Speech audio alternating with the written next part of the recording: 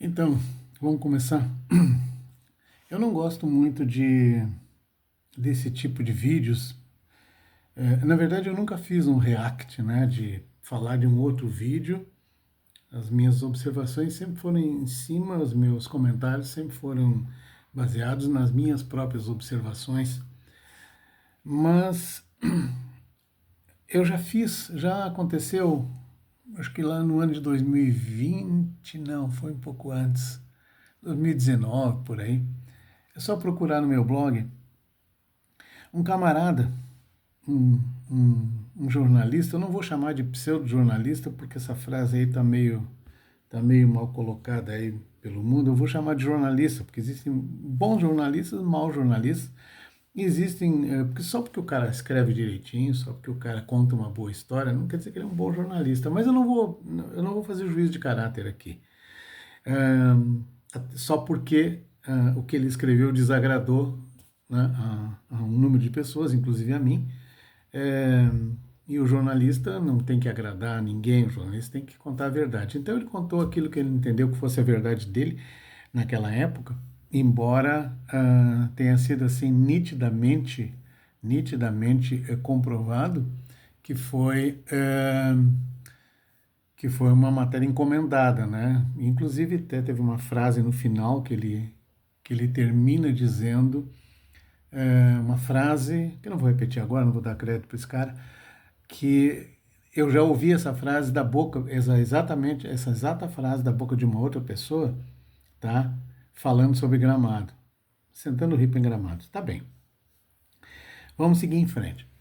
Aí de um tempo para cá, acho que uns 6 meses atrás, não me lembro quando foi, surgiu um camarada ah, de um de uma de um canal de YouTube aí que eu também não vou dar crédito para ele, escreveu o seguinte: começou o colapso, ele bota em caixa alta, né? Colapso total de Gramado. Aí pergunta: por que é impossível Gramado salvar sua economia? É interessante que eu já vi, eu acho que isso aqui é uma repetição, porque ele colocou hoje de novo, está aqui 8 horas atrás, ele é o mesmo, ele repetiu. E esse mesmo vídeo saiu há poucos dias no site de uma blogueira maluquinha aí, que ela fala sobre OVNIs, sobre cristais, sobre aparições, uma coisa, e aí resolveu falar mal de Gramado também. Eu gosto porque esse pessoal tem uns assuntos, tem uma variedade de assuntos aí, parece revista de fofoca, né? Mas tá bem. O que interessa é o seguinte: existem realmente alguns sites, tá? E alguns até relativamente sérios,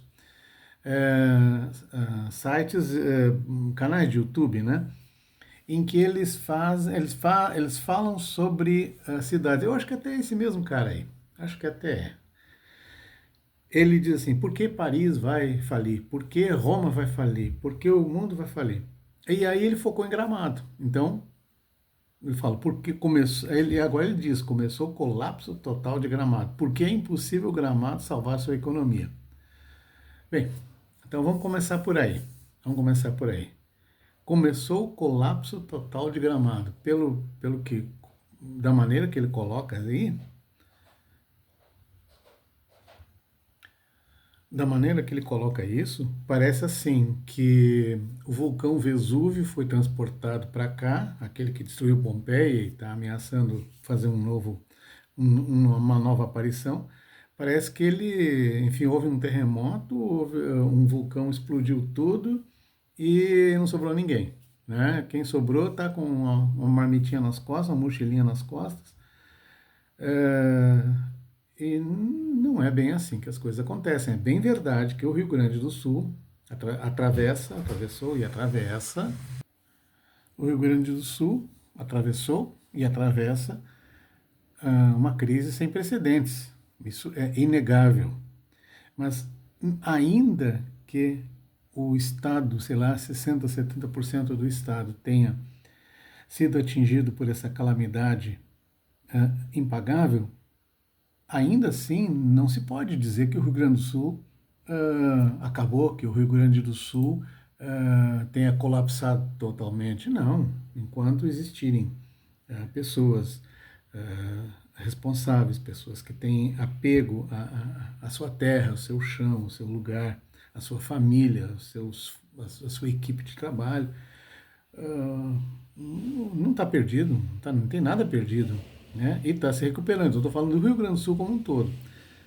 Quando nós falamos de Gramado, espera um pouquinho, é verdade, Gramado também foi atingido não pela enchente, mas por alguns desabamentos pontuais, aos quais, segundo eu tenho conhecimento, a prefeitura já está já tá, se já não está indenizando, está começando a indenizar locais para fazer a contenção, para fazer os reparos, já fez os reparos necessários.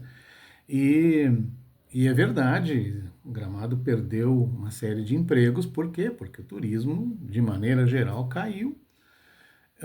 Por conta também, ele comenta que o aeroporto, verdade, tudo isso é verdade. Agora, colocar a situação, colapso total, colocar que é impossível salvar a economia de Gramado, ele coloca tudo isso numa ladainha sem fundamento, tá? E onde eu quero chegar? Esse cara, ele não conhece Gramado.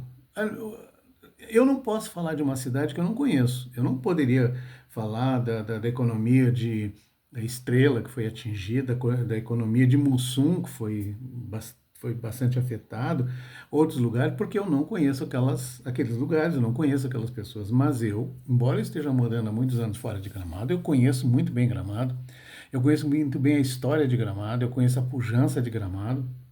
E aqui eu não estou falando em tom de bravata, eu conheço a estirpe das pessoas que fundamentaram Gramado quando Gramado era um vilarejo. No tempo que eu era criança, Gramado era um pouco mais que um vilarejo, né?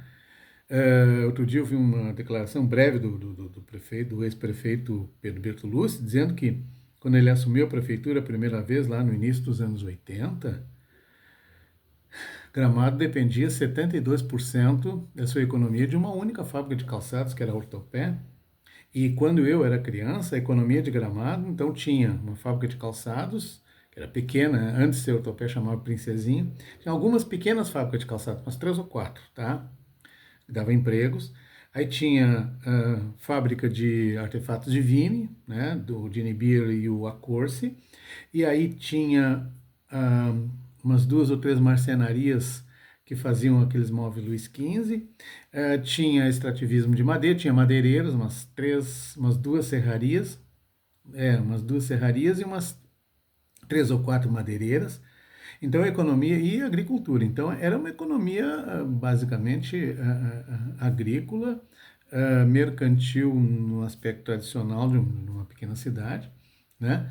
E industrial nesse aspecto.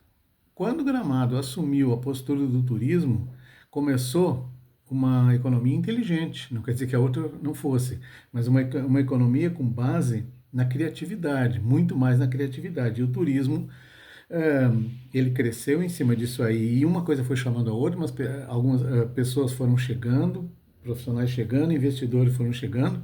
E Gramado não tem a economia de 500 e tantos milhões, eu estou falando de mais de meio bilhão de reais, tá? A receita da prefeitura de mais de meio bilhão de reais, né? E ali puxando, eu não vou chamar de vácuo, mas puxando assim, ó, na sua parceria, Canela com 290 milhões de reais, vem Nova Petrópolis, que eu não pesquisei a receita deles, mas não é menos que isso também.